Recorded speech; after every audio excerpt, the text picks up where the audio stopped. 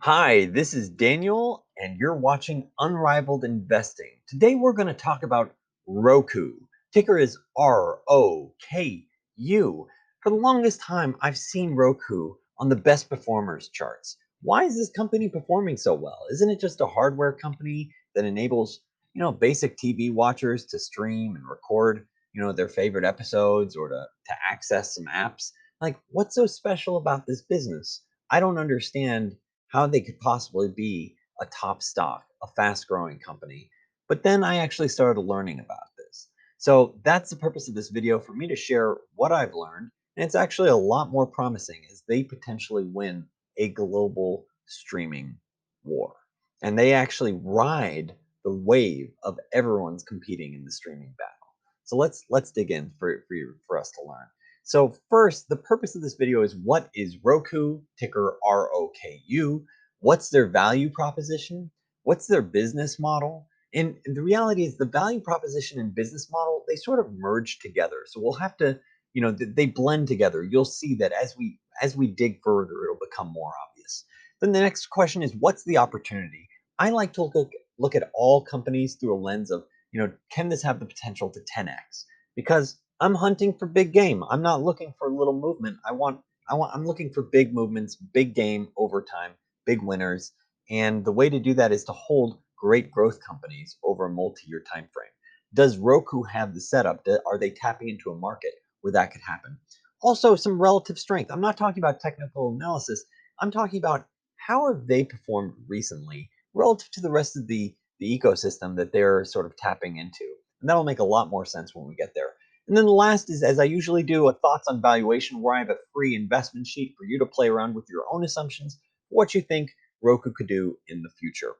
So, but before digging in, if you enjoy learning about companies that could potentially go up hundreds or even thousands of percent over time, make sure you're a subscriber. If you're already a subscriber, hit that like button. And if you want to know what I'm personally doing each month, what I'm holding, what I'm buying, what I'm selling, go to unrivaledinvesting.com, click on that journey button, because the reality is, all it takes is one multi-bagger to change your life journey. And that's all I'm looking for with my own personal journey, is I'm looking for these multi-baggers.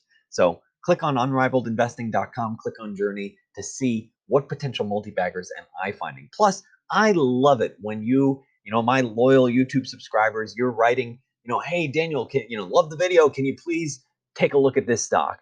And when you put in those comments, I do respond generally. And it's also been a great lead of potential companies for me to look at. So please keep it up. If there's any interesting companies that you own, potential multi-baggers, potential companies with UVPs, I'll get more into that a little later on in this video. Post it in the comments. So what is Roku? And the simplest answer is that they're a gateway to stream content to your TV. They have over 40 million accounts, which is a lot. That's a lot more than I expected, and over 50 billion streaming hours effectively in the last year. And you can see they've historically done that through these devices that you can get with your TV, so it connects your TV. And there's also smart TVs that are building in Roku within it. So you can see there's these two different options. Okay, so they sell hardware for streaming. Like, that's what I expected. And the first impression is, this sounds like a terrible business model. Like, you can look up streaming devices on Google, and you can see, like, look at all these different options. Like, yeah, Roku Premiere at $999 or $999.99. Great for $100. You got Apple TV for $200. Hey, it's always a premium brand, so I guess there's something special about them. You have Google Chromecast for $69, Nvidia for 143, like Amazon 120, Amazon Fire for 50, Amazon Fire TV Stick 40, Roku Express for 30. Like, they're competing with some of the very best companies in the world for connecting households to some sort of streaming solution. Like, when I see that Amazon is absolutely trying to dominate this market with the TV Cube, the Fire Stick, the Alexa voice remote, like, it reminds me of Jeff Bezos, the founder of Amazon, his quote where he goes, "Your margin is my opportunity." And so I bet he's selling these things at pretty much no cost, and he's trying to tap into something. Maybe, I don't know. Like, I'm seeing all these major competitors, Google, Apple, Nvidia, like, do I really want to potentially partner with a company that has to compete with them? And believe me, all these companies, like, they have the balance sheet to really crush Roku, I'd imagine. How can they possibly compete? And the answer is hardware is just a gateway. It's just a gateway into a much bigger game at play. They're entering a whole nother universe. But seriously, like before talking about this whole other universe, track of what's Roku's value, like seriously, how do they actually compete on the hardware side? If you Google streaming device and it's like three of the top options are Amazon, like really? How are you supposed to compete? And the reality is, one, they're already winning. So that suggests like they're effectively competing. They're doing it somehow. So we'll want to understand that better. But 1 in 3 houses in the US use Roku right now, which I thought that was a mind-blowing number for me. Why?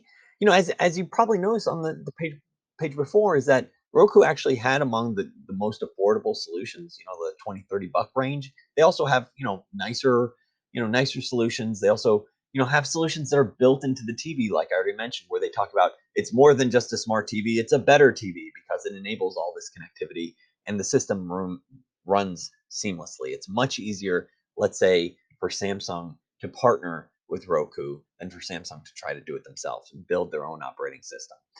So what's management have to say? Like why they're winning? What's the elements there like that can actually have them stand up toe to toe against Amazon, against Apple, against Google?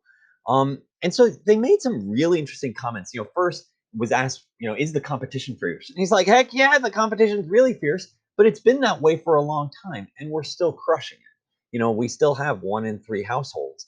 But he's saying, look, even though Apple, Amazon, Google, they're competitors and they've been that way for over 5 years, they have some differentiators that will let them win. And the first that they talk about is that they are experts in over the top, the streaming services. And that is all that they focus on. That's it's really important. This is it. This is their pure business model, is focusing on connecting you to streaming devices, connecting you, streaming your TV. So that way now you can stream all this content. And so they're saying, look, because we're so focused on it, we're figuring out this whole ecosystem, and they don't really have all the pieces. And we'll get back to that in a second about how there's actually multiple pieces to this game. And even if you have other players that are looking to have some sort of operating system that they build out, like using Android, where you see the Amazon Fire Edition TV, they use a fork version of Android. The reality is everyone's trying to connect to something else. For example, with Google and Apple and Android, it's all about interoperability of the phone system. So you're sort of dealing with a legacy problem of like, hey, this operating system was built to work with phones, like the Android phone or the Apple phone, and they were designed for greater computer chip power. Roku is like, look, we're designing a system that's designed to run on a tight memory format or footprint. And so they're saying, look, the memory footprint increases pretty much every year, and as a result, it's way cheaper to build a Roku player in Roku TV. And this is a structural advantage. They're saying because they're used to using, effectively computer chips that have less power, they've built an operating system that needs less than their competitors. They have a structural advantage to rolling it out in the marketplace. It's an interesting point.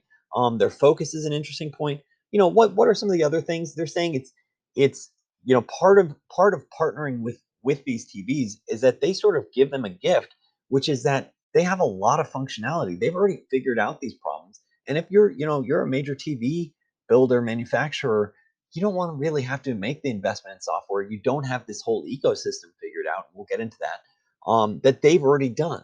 So it's way easier to leverage it. It's easy, it creates this win-win also because Roku's building a brand. Like clearly 1 in 3 households clearly recognize that if they're customers, that means more than 1 in 3 recognize the brand. Like myself, I'm not a Roku customer. So that's really interesting. They also talk about how there's a neutral positioning. And this is interesting from the perspective of one is most of their sales comes through big box like retailers like Walmart or Best Buy, but also through Amazon, which is interesting because Who do you think Walmart's more incentivized to win? Do they want Amazon's products to win? No. And then also, if you have content and you're sort of leveraging the content ecosystem like HBO or Netflix, Google, really Apple, and Apple's going to be competing with you. Amazon's competing with you because they're both making investments in creating content. So Roku's playing the pure position of like, hey, we're neutral. We're neutral in this. So if you want to partner with us, you're not helping out your enemies. So HBO, if they want to make sure they're working well with, Amazon, well, they're kind of helping out their enemy. They're frenemies in that sense. But like Amazon's making a push with Amazon Prime Video to be something that's really valuable. Um, so there is, there's all these little sort of subtle points that would make me think like, yeah, I can understand why 1 in 3 households, use Roku. Like this pure focus on streaming devices, connecting people, having a structural advantage with a low cost system, having a neutral position, whether or not it's the hardware where it's being sold. Best Buy doesn't want to help out Amazon, sell more Amazon Fire Sticks, and also neutral positioning from a content perspective. So this is super interesting, and they've been involved with this ad-supported TV for a while, and that is a big piece that we're going to get to in just a second. So, I when I hear that focus is actually a key component, it actually reminds me of the story of when Warren Buffett and Bill Gates met, and they were at a dinner party, I think that Bill Gates' family was hosting, and they were asked, like, what if you had to pick one word that you'd attribute to your success, in building your respective empires, what would it be? And interestingly enough, they both used the same word, which was focus. So when I hear that Roku is exclusively focused on effectively enabling people to stream over the top connections. It makes me think, wow, maybe there is something to this. Because maybe if you're just selling hardware and you're missing a much bigger ecosystem, maybe you're at a disadvantage. So even if you're selling at the same cost Roku is, you don't have this other revenue stream or other business model that you need to leverage into to make for a healthy business. Or maybe your business, you're part of a much bigger business like Google, you're selling Chromecast and you're really an ad revenue business. Do you actually know anything about this ecosystem? Um, that neutrality point with Walmart and Best Buy, that makes a lot of sense. And then you can look at their player revenue because they're two different sources of revenue for Roku. And you can see their player revenue was up like 35% in the last 2 years. This is through 2019. In 2020, they're posting continued fantastic player growth. A lot of this is due to COVID, where people are spending more time at home, so they want to make sure they have the best solutions available. But the reality is the TV market isn't growing that fast. There's no way, like TV penetration reached max capacity like a decade ago at least. And so to see that their player revenue is up 35% in 2 years plus, let's say top another 30-40% in 2020 ballpark, this suggests they are not only winning, they are winning. That's the key point, that they are winning, that they're taking share in this market. So that's interesting. But a big but, this isn't a game of high margins for them. Like their product margins are low single digits, like on a gross basis. So that means if you're selling a good, you're selling that Roku product for $100, you might, your cost might be 95. So your margin in that case would be like 5% in gross margin. Gross margin, that's before all your other operating costs like research and sales and marketing. So when I see that you're operating at, let's say, a mid-single digit gross margin, like I'm thinking this is a loss leader. They are using this as a loss leader to drive something else because there's real R&D costs to this. There's real, product development for this to make sure their Roku devices are still good. They're able to offer the right connections for these apps. But the reality is you need a much bigger game. You need two pieces, at least two pieces, to play this game. And hardware is just like a land grab. You need the hardware to get your foot in the door to something that's much, much bigger. What is it that Roku's getting their foot into? What is this much bigger piece that they're getting into? And the answer is that's their platform. Roku's platform revenue is 96% of their gross profit. You look at any given year, it's over 90% about. And so you can see like holy smokes, Player, even though there's a significant portion of their revenue, it's really it's not going to move the needle on their gross profit. Their gross profit is from their platform business.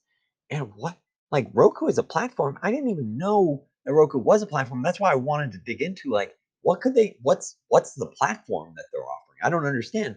How do they make revenue from a platform business? And this is actually really interesting. There's a lot of components to this where Roku has been extremely clever at monetizing this gateway of saying, hey, we're connecting you. So that way you have this TV that streams to the internet, connects to the internet, accesses all these, awesome new services like HBO Go or Netflix, and they figured out multiple different ways that you can summarize as ad revenue and subscriptions. I looked up clever I was like, what's a clever? Show me what's clever as an emoji. And apparently, having bad eyesight and buck teeth means that you're clever. But like, hey, I'm gonna try to show you they're being clever, and they were able to figure this out by being exclusively focused on this, and that's why this is so important. I don't think Google's going to be able to do this unless they acquire Roku someday, which would definitely fit into their sort of, hey, we're an ad supported ecosystem. That would definitely make sense if they could even pull it off. When I say pull it off, I mean from an antitrust perspective. So Roku is making money from their ads? Like what? I thought Hulu, like the publishers, like Hulu, got that revenue. Why would they get any of that money? It's ultimately you click on Hulu, you're watching Hulu. Why would you be watching the ads that are through Hulu? Aren't they getting it? Why does Roku get it? And what's really interesting is Roku, the platform, enables tech video advertisement propagation and monetization for our channel partners. They say that there's a business model default so that if you're on our platform, there's this inventory split where the channel, they have to set up all the costs of setting up their own ad server, getting everything queued up for running ads. But by the way, 30% of your allotted advertising time, yeah, that needs to go to Roku, which is really interesting to me for Roku to be like, yeah, and that 30% of the ad time that you're going to allocate, we're going to get 100% of that revenue. That's going to be really high margin for them. Like, just think about it. They're like, yeah, you created the show and you're going to run the advertisements that monetize the show. So that way it's worthwhile for you to do it. But one out of three ads, it's going to be ours. And that's because, the viewers are accessing your app through our app. That's it. They're accessing your app through our platform. And they're saying the publisher fully controls the remaining 70% and keeps the 100% of revenue associated with that share of inventory. So that's interesting. But then they say Roku may select certain channels for participation in the Roku sales representation program. Like this honestly sounds a little bit like the mob. We're like, hey, congratulations, you've won this right to pay for some insurance to join this make sure your building doesn't burn down program. Roku tells ad supported channels that okay, 30% of their ad inventory needs to be them, but certain select channels are going to participate in this other thing where they're going to get even better terms, and we're going to get into that in a second. So as long as Roku owns 1/3 of the homes, and that's why the land grab is so important, they're an advertising toll booth. They're going to like just collect the money as the ads come in. And you know what? The content war of who's creating the best content, at the end of the day, it doesn't matter for them. They don't care who's going to be the winner because they're going to get that cut. So as HBO is competing with Disney, which is competing with Amazon. You have all these players that are going to be competing. They're going to be like, yeah, okay, as long as we get our cut, we're good.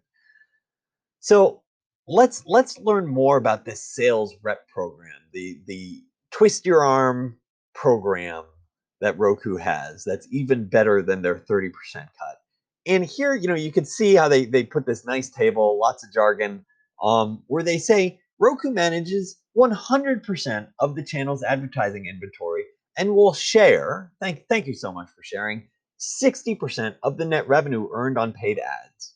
So what they end up doing with these special larger channels that are monetizing much better, Roku gets 40%. And because they're saying, hey, we're going to manage all the ads for this channel, for this inventory, and we're gonna help you manage this. We're going to also charge a 15% servicing fee, effectively as a platform to help coordinate the ads that get on there. So you could argue, like, yes, this makes sense. Um, like they're saying, hey, we're enabling you to have this inventory and connect with all these sellers. So we're going to help create this platform where ad buyers can buy on the ads that we have. We're creating this ecosystem of ad buyers, ad sellers, and we get a 15% cut off the top. Then we get another 40%, and you get to keep the 60% that's left, approximately. That's 60% net of the 15 that they took. That is pretty rich. But I guess if you own 1 in 3 households, that might be possible. How can they even get these sorts of terms, which is just incredible to me? Like that means they're sticking it to some of the largest content publishers out there. How are they even getting these sorts of terms? And their answer is a couple fold. So first is they acquired DataXU in the fourth quarter of 2019, and they were a demand side platform, which means they help advertisers buy content programmatically, which is very similar to the Trade Desk, which is a stock that I own. But this is just focused on TV content. So Roku was like, perfect, this will fit perfectly in their stack. And then Roku, because they have access, see, this is where it starts getting really interesting, is Roku has the largest TV data set for performance and measurement. So let's take a pause for a second. You're HBO, and you get the data from anyone that's using HBO. But Roku, they have the data on everything you're using. They see, oh, this is the channel that you type. Even if you're an HBO subscriber, you can see all the full data that Roku has. So Roku has a much better assessment of who's actually watching this because they have the full picture versus just a single app, versus a single publisher, versus a single content provider. That one content provider, they have one perspective on the consumer, whereas the viewer. Whereas Roku, they can see the whole thing. So they're going to be able to make better data calls on what the advertising, spots should be. And if you take that data and you combine it and you effectively sell it to the folks that are bidding on ads, you have this beautiful ecosystem where you're like, yeah, I know what these people are watching. Like this person's been watching a lot of home remodeling shows. Maybe they're in the market to get a home, or oh, they're watching some crazy reality TV show about having babies. Like, oh, maybe babies, maybe you need to have some baby clothing, advertisements or something like that. And so, but you may not get all that if you just see the single lens of HBO or Disney Plus or Netflix. And so that's where Roku's like, yeah, we see all this. We'll take this data, we'll sell it and integrate it with these advertisers that are now going to bid on the same inventory that we're making available on our platform. This is an incredibly rich ecosystem that honestly Roku seems like they are dominating. And ultimately, we are in the age where the ones with the data make the rules. You go back to Facebook, another stock I partially own.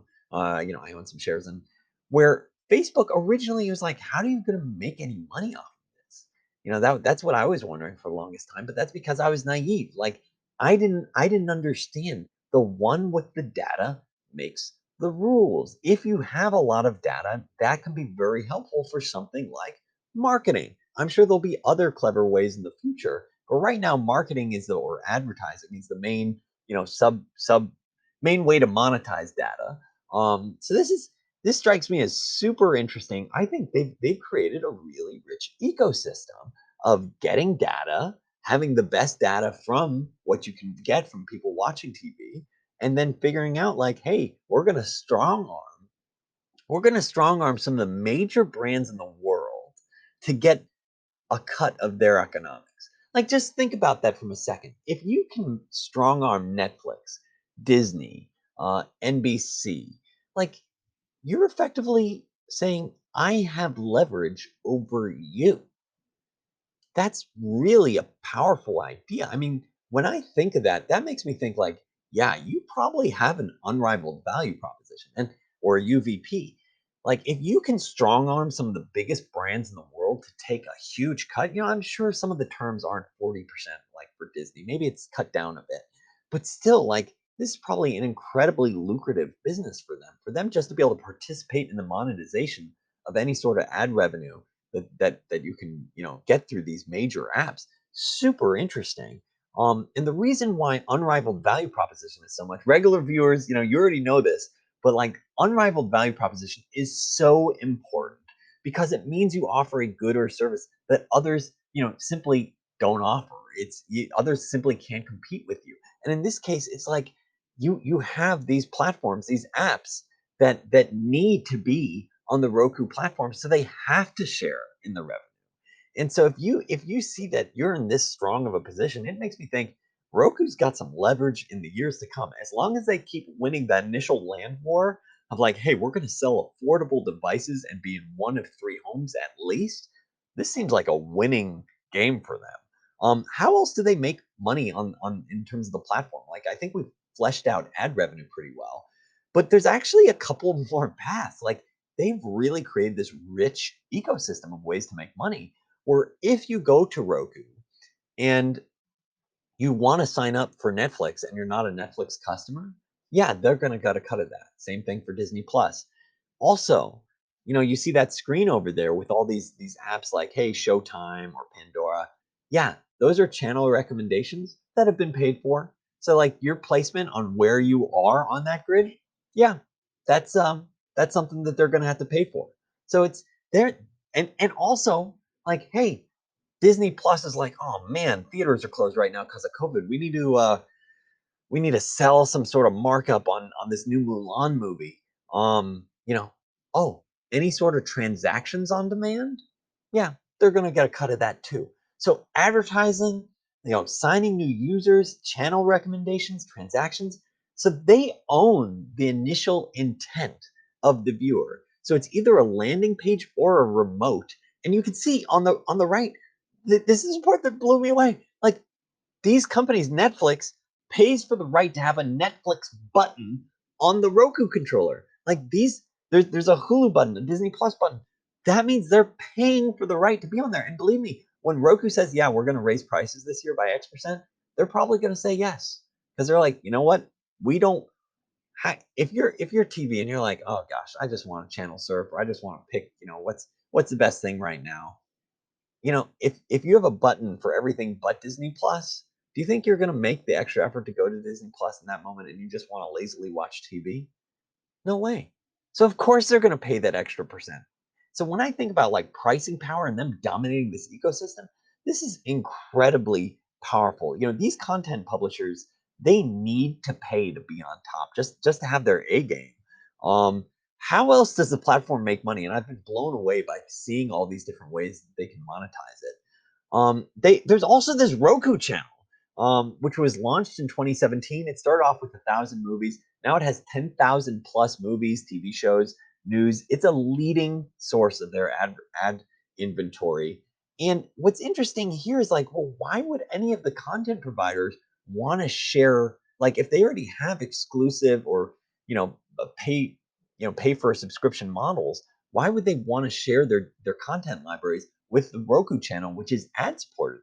And so, say you have Roku, but you're not an HBO subscriber. Well, HBO still wants to make money off of you. So, in that case, they'll have a special arrangement with Roku to be like, oh, yes, this content library, yeah, it's not the premium stuff, but we still want to make money off the users that are going to Roku. So let's have some ad revenue from these old movies on the Roku channel. So I'm just really blown away by all the different methods that Roku's used to monetize what has started off as just a cheap, hardware device that has incredibly low margins. They're tapping into this huge ecosystem, all these different revenue drivers. It's incredible, and there's even more that I'm not even going to go into, like sponsored TV shows and email marketing techniques. But like that's all these different ad sources or all these different revenue sources. Do they have a large 10x potential? Because that's the key thing. Like it's one thing to be ad revenue support. It's another of like, hey, you have the potential to at least 10x from here. And that's important when you're sizing up a company or an investment. And the answer is that the market is huge. Like right now, their platform revenue is around 1 billion based on an annualized rate. And they're growing about 40% in 2020, which is fantastic. It's actually been faster than that in 2020. I was using a low figure. So in the traditional TV advertising dollars, ad spend on traditional TV in the US alone is 70 billion. So just capturing, let's say, a third of that, or capturing a good chunk of that over time, that easily means 10x potential. And keep in mind, the advertising industry that grows with inflation each year, so you're automatically going to get 3 to 5% plus whatever share is switching from linear TV to streaming, and that's happening more and more every day as people are like, yeah, streaming's so much better. And then, not only do you have the US market, which is huge, they're rolling out an international, baby. Like they've got 1 in 4 homes in Canada. They're rolling out in the UK and Brazil. And they're gonna take the exact same playbook. And in a lot of ways, this reminds me of Netflix, where they're like, look, we've got this model in the US. We're gonna roll out where streaming fits or where appropriate internationally. Netflix had the subscription, pay for subscription model, and they're taking the like, hey, we're the anything goes model. Anything, if you've reached a point where you can be streaming, yeah, we're going to be the platform that's going to own this market because we're going to sell the cheap devices that gets their foot in the door. It is brilliant, been a brilliant strategy. They figured out all these super creative ways. And the trick is you got to get that high penetration rate. You got to get to like 30% of households. And they're doing it. Like they're doing it with Canada. I think they can successfully replay this playbook around the world. So that 70 billion opportunity, that's going to be much bigger. So, I'm seeing a company with a strong value proposition tapping into a huge market makes me lick my chops. I'm going, is this like is this just an incredible setup? But also like where do they stand relative to the other competitors? Because they make a lot of revenue from advertising spend. Like how is their relative competitive positioning? Relative to, let's say, a Facebook or Google. And the answer is they're crushing it. Like the power is moving to Roku, which is blowing me away. Like just looking at how are these companies doing in 2020? You see Facebook where they're seeing revenue growth of low teens. Google's -2% to flat, depending on how you're looking at currency. So if you're looking at constant currency, so no change in the currency rate, it's flat. If you look at the Trade Desk, it was up 7% for the first half of 2020 versus down 13% in the second quarter alone. The Trade Desk I mentioned, first of all, I own shares in each of these companies, with the exception of Roku at this point. And to see that each of these were sort of like in response to COVID, Facebook was the strongest. Maybe Facebook has the best data. Google was all right. Trade Desk really took a hit, down 13%. Not great. And Roku, how they're doing? 40% active account growth. So 40% more people using Roku. And part of that's like, hey, people are just gonna stay at home. They want to make sure they have a great TV setup. But also 46% platform revenue growth. So not only are they winning in terms of capturing more of the market, but they're also able to charge more for it because if you have 40% account growth, but then even more than that from a revenue perspective, that means you're monetizing those users even more. So that means you're able to maybe leverage that ad inventory space a little bit better. Or hey, you can leverage those subscriptions that, let's say, Netflix has to pay. So it's incredible to see 46% growth in the middle of a pandemic. I don't think this is just like a one-time bump. Like Zoom, for example, is clearly getting this huge bump because like everyone needs to switch to you know video conferencing, video chats and stuff like that. And Zoom makes it easy. But do I really think this is a one-time game for Roku? No, because even if it's a one-time gain from a hardware perspective, that's just getting their foot into the door from a platform, and that platform's not going away. They're sticking around. They're going to be monetizing that with the ad inventory for years to come. So what do their financials look like? Clearly, there's a mixed picture where you have this really low gross margin business and you have this much higher, business of platform. And so here you can see on a quarterly basis, how they've done for the last, trailing basis. And, so obviously extremely impressive active account growth. Their average revenue per user was up nearly 20%. So their platform gross margin ranges from like high 50s to mid 60s. So it's pretty interesting to think about that margin because that's going to be the value of their growth. Like that's going to be the value of this company in the years ahead.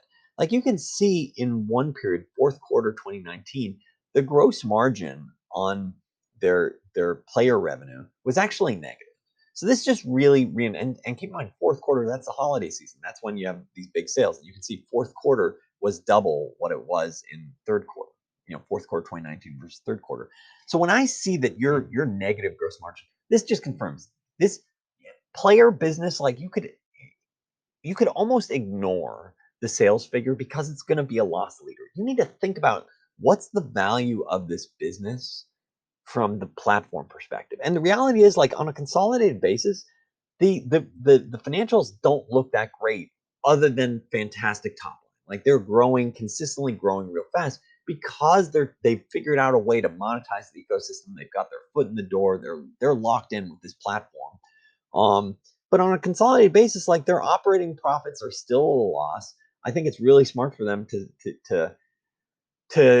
sort of show like, hey, we're only going to show our gross profit on a platform basis versus showing their operating profits on a platform basis. There's a difference there because I bet their operating profits would be way higher. But yeah, so player is a loss leader to get their foot in the door to this platform business, which is a very rich ecosystem. So you need to value Roku on their platform business. And so let's look at the valuation and how to think about it. So here's, recently it was around $190 a share. It's one of the few stocks that have done really well in 2020. You can see it's around a $24 billion market cap. And I'm just focusing on their platform sales here of around 740 million. And then what's the growth rate that we're going to use? Somewhere between 45 and 55%. That's an assumption. Keep in mind, this is entirely hypothetical of what it could do. Like this is a range. It could be a lot higher or a lot lower. My job is I'm just sort of penciling this out as for you to think about. And that's my value to you with these videos. And I would say it's an unrivaled value is that you're not going to be getting these sheets from other channels. And so you can get this free sheet. It's in the description of this video below. You can click on it, click on the link, and then you download it yourself and you can play around with the assumptions yourself to say like, hey, Daniel, I actually think the growth rate's going to be much better. I think margins will be this, and you could pencil out what you think the upside downside could be. But that's my value proposition to you. I am handing you the sheet for you to play with. So penciling out that the platform business is going to be at least $1 billion in revenue this year. What's the margins that you think that the platform business could be? Because you're sort of saying like 60, 65%. When I think something like that, I'm gonna pencil out somewhere between 25 and 35. I think operating margins for this will be much better, obviously much better than what player is, which can be a loss leader on the gross margin perspective. So I'm saying operating margins. If you were to optimize this business in the years ahead for what it could be, I would focus on this and say like, well, what do I think this could be? These optimized margins. Assume that player ultimately is a break-even contribution to the business, and slap on some sort of tax rate. I'm slapping on a 25% tax rate, and you can see like that would imply earnings potential. And this is an optimized margin. We're not there yet for Roku. They're still making big investments in R&D, sales and marketing. So that would imply an optimized earnings, theoretical earnings of like 200 million to 300 million. So based on their current market cap, that's like 80 to 120 times. Now that's for a segment or a business that's only growing around 50%. So that strikes me as pretty rich. So then the next question is like, well, how fast do you grow in the years ahead? I threw one range. You could definitely make the case that I'm being too low here of this 25%. Maybe you say like, it should really be 30% or 35%, given that, for the last few years, they've been growing at like 70, 80% on their platform side. So you can make the case that this could be higher. A lot depends on the ad market, but they are tapping into this broad trend of switching from traditional linear TV to streaming TV. Um, and then sort of putting a range of multiples. This is for 5 years out of 20 to 30 times. That strikes me as a reasonable valuation, depending on where it could be. Because, if I'm saying that they grow at 25%, for the next 5 years, that's annualized. So that means 5 years from now, it might be 15%, in which case, a 20 times multiple might be fair for it. Because, keep in mind, when it's annualized, you might start off at 40, and it goes to 30, 20, 15, and, you're getting on an annualized basis, it gets to, well, let's say approximately 25. And so that's why I'm getting this sort of range of multiple assumptions. And you can see that this pencils out based on these assumptions, and obviously hypothetical. Stock can go way higher, way lower. This pencils out to a 50% downside 5 years from now to 100% upside, 5 years from now. You can make the case like, hey, maybe I think, that multiple should be higher. I'm not sure. This is what I thought was a rational, reasonable approach to it. What are my thoughts? Going ahead, I think they could be a global platform. So it strikes me as super interesting. They are tapping into some mega markets where it's billions of dollars, multiples of their current size. And this is the key point. This is what I was talking about with Buffett and Bill Gates earlier, is that they are focused. They're focused on tackling, connecting TVs to the internet, connecting people to watch internet TV, and the ability to stream and pick their favorite, channels and content publishers effectively. I'm not crazy about the valuation, to be honest. Like, it doesn't strike me as crazy compelling. Because at the end of the day, valuing this where you include the product sales, their hardware sales, I don't think that's the right way to do it, because it's a loss leader. At best, it's going to be break even in the future. So reality is, you're valuing this at like 20 times, over 20 times sales, for a company that's growing, 45, 50%, and it's losing money. And it's tied to the ad markets. So I'm not crazy about the valuation. I think there's a chance you can get it a lot better in the future. But, risk reward, everyone needs to size that up themselves. The way I personally invest is I prefer to look for companies where I'm penciling out a lot lower of a downside and even better upside. So I want situations where, heads I win, tails I lose a little at most. Heads I win, tails I win effectively.